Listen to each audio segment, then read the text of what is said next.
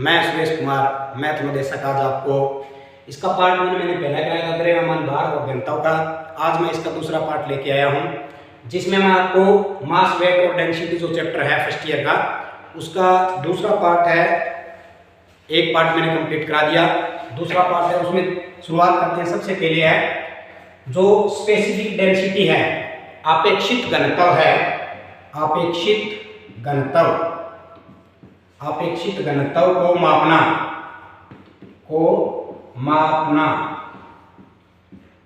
इस टॉपिक पे हम बात करेंगे।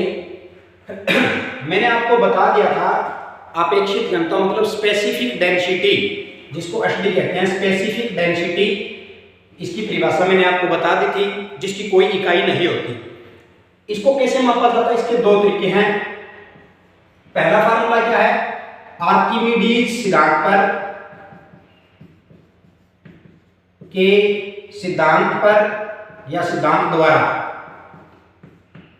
ठीक है, एक तो क्या है, आर्किमिडीज के सिद्धांत द्वारा हम इसको माप सकते हैं किसी ठोस वस्तु का। दूसरा क्या है इसका, दूसरा है हाइड्रोमीटर से मापना, हाइड्रोमीटर द्वारा मापना। क्लियर, हम इसको दो तरीके से माप सकते हैं, आर्किमिडीज के सिद्धांत द्वारा और हाइड्रोमीटर द्वारा। हाइड्रोमीटर में जैसे निमंजन हाइड्रोमीटर है, ठीक है, या लेक्टोमीटर है जो दूध की अपेक्षित घनता को मापता है, हम वो यूज कर सकते हैं। आर्किमिडीज पे मैं आपको बता दूंगा किस सिद्धांत पे ये उसको माप सकता है। ठीक है, जितना तीव्र जितना जल्दी शीघ्रता से मापना हमें किसी भी वस्तु का, अगर हमें अपेक्षित घनत्व जितना जल्दी मापना है उसके लिए हम क्या यूज करेंगे, हाइड्रोमीटर। ओके, तो हम सबसे पहले इसके बारे में पढ़ेंगे आर्किमिडीज के सिद्धांत पर। तो आर्किमिडीज के सिद्धांत कौन सा है, थोड़ा सा मैं आपको बेसिक बेस पे बता देता हूं। इसमें क्या होता है आर्किमिडीज में, जब किसी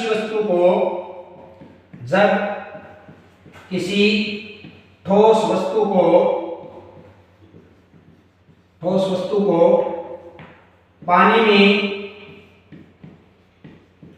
गिराया या डुबाया जाता है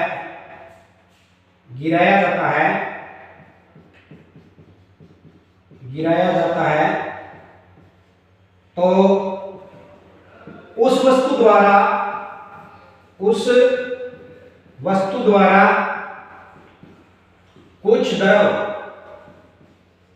द्रव या तरल हटा दिया जाता है। इस सिद्धांत पे ये कार्य करता है। आर्किमिडीज सिद्धांत पे, इस सिद्धांत पे कार्य करता है कि कोई भी ठोस वस्तु होती है उसको जब पानी में गिराया जाता है तो क्या होता है, उस वस्तु द्वारा जब वो पानी में डूब जाएगी तो उस वस्तु द्वारा कुछ द्रव को हटा दिया जाता है। आप देख सकते हो नॉर्मली, बेसिकली आप प्रैक्टिकल जब कोई देखते हो किसी चीज को तो होता ही है ऐसा, जैसे कोई पत्थर डुबोया है या और इसमें भी क्या है, पानी में जब ठोस वस्तु डुबाएंगे तो ठोस वस्तु भी दो तरह की हो जाएगी। एक तो क्या है, पानी से हल्की, और एक है पानी से भारी। पानी से भारी होगी वो तो क्या अंदर डूब जाएगी, ठीक है, और पानी से हल्की होगी वो क्या ऊपर तैरेगी। ठीक है, फिर उनमें घुलनशील और अघुलनशील भी है। ठीक है, तो हम शुरुआत करेंगे घुलनशील, अघुलनशील तथा पानी से हल्की और ठोस, हम उन दोनों के बारे में पढ़ेंगे। तो यह आपको उम्मीद करता हूं अच्छी तरह समझ में आ गया होगा। अब देखिए आर्किमिडीज के सिद्धांत पे पहला हम कौन सा रूल लेंगे, जब ठोस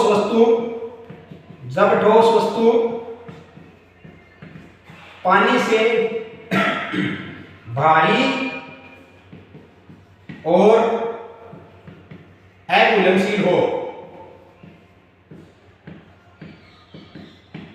इट मीन्स यहां इसका मतलब क्या है कि कोई ऐसी वस्तु जो पानी से तो भारी और अघुलनशील हो, जैसे ईंट पत्थर, ये जो पानी से भारी है पानी के अंदर पूरे डूब जाएंगे, और अघुलन का मतलब वो घुलेंगे नहीं पानी के अंदर जाके, जैसे नमक है, चीनी है, ये घुल जाती है, और बहुत सी जो जैसे वस्तु या पदार्थ हैं जो उनमें घुल जाते हैं, तो ऐसा नहीं होना चाहिए। ठीक है, तो इसमें हम क्या करेंगे, इसके लिए फार्मूला ये है, ठोस वस्तु का इस केस में जिसमें पानी से भारी वस्तु और अघुलनशील, उस केस में ठोस वस्तु का हवा में भार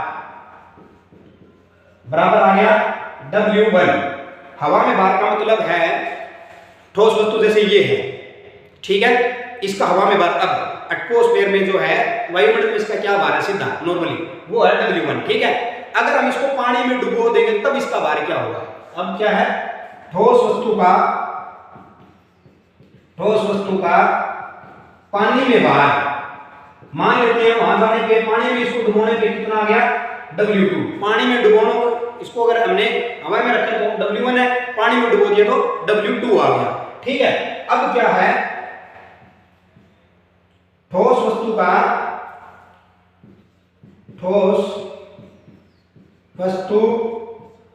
का पानी में डूबने उपरांत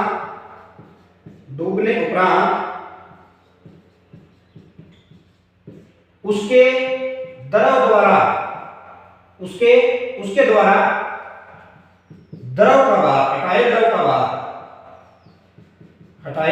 द्रव का भार, वो आ गया कितना आएगा W1 माइनस में W2, इसमें से ये घट जाएगा तो ये चीज आ जाएगी, ठीक है। अब क्या है, लास्ट जो इसका रियल फार्मूला बनेगा कि ठोस वस्तु का पानी में आपेक्षिक घनत्व का फार्मूला क्या बन जाएगा, W1 क्या हो गया हवा में भार, ठीक है, डिवाइड बाई कितना उसने हटाया मतलब W1 माइनस में W2, ये इसका रियल फार्मूला बनेगा, ठीक है। किसी भी वस्तु जो है पानी से भारी हो और अघुलनशील हो तो उसका हवा में भार हो गया W1, जब पानी में डुबाने के बाद हो गया उसका W2, उसने कितना हटाया W1 माइनस W2, और रियल उसका अपेक्षित घनत्व कितना आ जाएगा W1 divide by W1 minus में W, क्लियर। तो ये था जब ठोस वस्तु पानी में डूब जाए और भारी हो उस समय। अब दूसरी कंडीशन क्या आएगी कि जब ठोस वस्तु पानी से हल्की तथा अघुलनशील हो, हल्की हो और अघुलनशील हो, तब क्या होगा,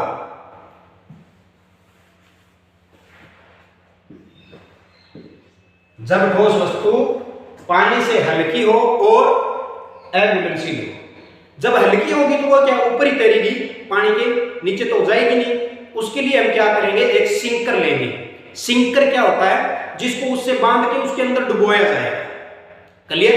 सिंकर क्या होगा, जो उस वस्तु को, कोई भारी वस्तु होगी जिसको बांध के उसके साथ उसको अंदर डुबोया जाएगा। अब इसमें एक वेट और बढ़ गया, किसका, सिंकर का, तो हम उसके लिए अलग से बनाएंगे फार्मूला, ठीक है। तो इसमें क्या आ जाएगा, ठोस वस्तु का हवा में भार क्या आ गया W1, क्लियर, जो हमने पहले देखा था। अब क्या है, ठोस वस्तु प्लस सिंकर, जो उसको बांधेगा, जो उसके साथ बंधेगा वो गया सिंकर। ठोस वस्तु प्लस में सिंकर का भार, सिंकर का हवा में भार, यह आ गया W2। अब ठोस वस्तु और सिंकर को पानी में डुबोने के बाद भार, ठोस वस्तु प्लस सिंकर का पानी में भार, यह आ गया W3, क्लियर। तो इस वस्तु जो है ठोस हवा में भार था और अब यह आ गया, तो इसका जो कितना द्रव हटाया गया उसका भार कितना आएगा, तो ठोस वस्तु द्वारा हटाए गए भार, ठोस वस्तु द्वारा हटाया गया कितना भार आ जाएगा W1 divide by W1 minus W3 आएगा। W1 माइनस W3 क्यों आएगा, क्योंकि सिंकर भी तो उसके अंदर डूबा है, ठीक है। तो W1 divide by W1 minus में W3, क्लियर। तो अब जो है ठोस वस्तु जो पानी से हल्की और अघुलनशील हो उसका अपेक्षित घनत्व कितना होगा, वो है, सो ये आएगा W1 माइनस W3, ठीक है। तो ठोस वस्तु का अपेक्षित घनत्व, जो ये हल्की वस्तु है इसका अपेक्षित घनत्व कितना आएगा, अब वो फार्मूला बन जाएगा W1 divide by W1 minus के W3। ये फार्मूला बन जाएगा W1 divide by W1 minus में W3। तो इन दोनों सिद्धांतों से आप जो है किसी जो वस्तु पानी से भारी हो या हल्की हो उनका अपेक्षित घनत्व जो होता है स्पेसिफिक डेंसिटी वो आप मेजर कर सकते हैं। और जितना जल्दी करना है तो आप हाइड्रोमीटर से कर सकते हैं। हाइड्रोमीटर मैंने बता दिया, निमंजन हाइड्रोमीटर है, इलेक्ट्रोमीटर है, ये इसके एग्जांपल है। जैसे इलेक्ट्रोमीटर से हम क्या कर सकते हैं, जो दूध का है अपेक्षित घनत्व माप सकते हैं। ठीक है, ये ऑब्जेक्टिव टाइप क्वेश्चन में भी आ जाता है। नेक्स्ट क्वेश्चन जो इसका टॉपिक है वो है पलवनशीलता। परिभाषा है पलवनशीलता। पलवनशीलता जिसको क्या कहते हैं, बायोनशील कहते हैं जिसको।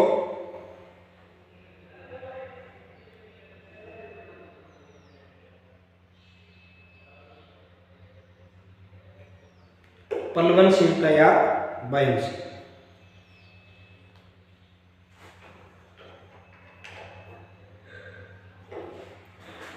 पलवनशीलता या बायोनसी,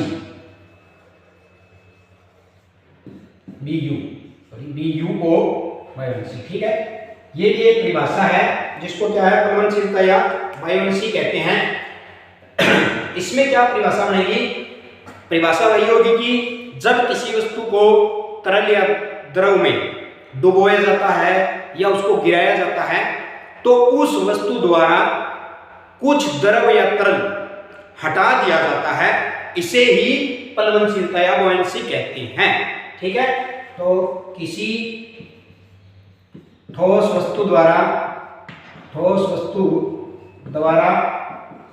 किसी ठोस वस्तु को जब तरल या द्रव में गिराया जाए तो उस वस्तु द्वारा कुछ तरल या द्रव हटा दिया जाता है, जो हटा दिया जाता है जितना द्रव या तरल हटाया जाता है वह उस वस्तु के बराबर होता है कि जितना वस्तु उसके अंदर डूबती है उतना ही उसको हटाएगी। क्लियर? तो ये इसी सिद्धांत को क्या कहते हैं, पलवनशीलता। इसी को पलवनशीलता या बुओयंसी कहते हैं। पलवनशीलता या बुओयंसी कहते हैं। क्लियर? तो ये थी पलवनशीलता या बुओयंसी। क्या होता है, जब किसी तरल पदार्थ में किसी ठोस वस्तु को डुबोया जाता है तो उस वस्तु द्वारा कुछ तरल या द्रव को हट जाता है, वह उस जितना द्रव या तरल हटता है वह उस वस्तु के इक्वली होता है। इसी को क्या कहते हैं, बुओयंसी या पलवनशीलता। नेक्स्ट जो टॉपिक है वो है पलवन केंद्र या सेंटर ऑफ फ्लोटेशन। पलवन केंद्र या हिंदी का नाम है पलवन केंद्र, इंग्लिश में है centre of flotation. Centre of flotation, centre of flotation. पलवन केंद्र क्या होता है, जब किसी ठोस वस्तु को किसी तरल या द्रव में डुबोया जाता है तो आपने देखा होगा जब ऊपर से गिरेगी तो उस तरल को वह ऊपर की ओर उछालेगी। कोई भी वस्तु भारी जो है कि जो भी है, पानी या तरल द्रव जो भी है उसमें हम डुबोते हैं तो वह वस्तु ऊपर की ओर उठेगी। ठीक है, तो उस वस्तु की जो उछाल होती है, उस तरल की जो उछाल होती है वह उस वस्तु के पलवन जो गुरुत्व केंद्र है उसकी लंबाई की दिशा में होती है। इसी को सेंटर ऑफ फ्लोटेशन कहते हैं, इसी को पलवन केंद्र कहते हैं। क्लियर? लिख के मैं आपको समझाऊंगा। किसी वस्तु को वस्तु द्वारा जब किसी वस्तु को द्रव में डुबोया जाता है, डुबाया या गिराया जाता है, तो उस वस्तु द्वारा तरल की उछाल ऊपर की तरफ जाती है, जो उस वस्तु के गुरुत्व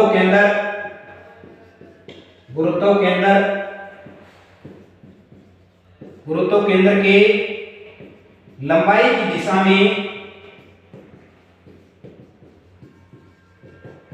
जाती है।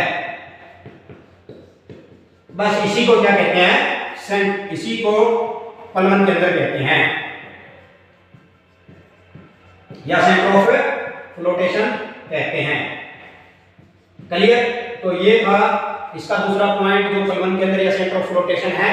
समझ में आ गया? जब किसी वस्तु को तरल या द्रव में डुबोया जाता है तो जब वो वस्तु उसमें गिरेगी तो क्या होता है, एक उछाल लगेगी, उस तरह की उछाल लगेगी जो कि ऊपर की ओर लगेगी। वो ऊपर की ओर किसकी ओर लगेगी? उस वस्तु के गुरुत्व केंद्र जो है उसकी लंबाई की दिशा में लगेगी। इसी को सेंटर ऑफ फ्लोटेशन या प्लवन केंद्र कहते हैं। तो ये इसका पार्ट 2 था, कंप्लीट हो गया। जल्दी मैं इसके ऑप्शन टाइप क्वेश्चन और इससे रिलेटेड जो भी न्यूमेरिकल आते हैं, जो मैंने इससे पहले फार्मूला बताए हैं, जिसमें नेक्स्ट वीडियो में मैं आपको पानी में घुलनशील का भी बताऊंगा, इसमें अघुलनशील बताया है। तो उम्मीद करता हूँ ये अच्छी तरह आपको समझ में आया होगा। नेक्स्ट वीडियो में जल्दी ले आऊंगा। अगर ये वीडियो आपको अच्छी लगी हो तो इसे लाइक करें, शेयर करें, हमारे चैनल को सब्सक्राइब करें। Thank you so much.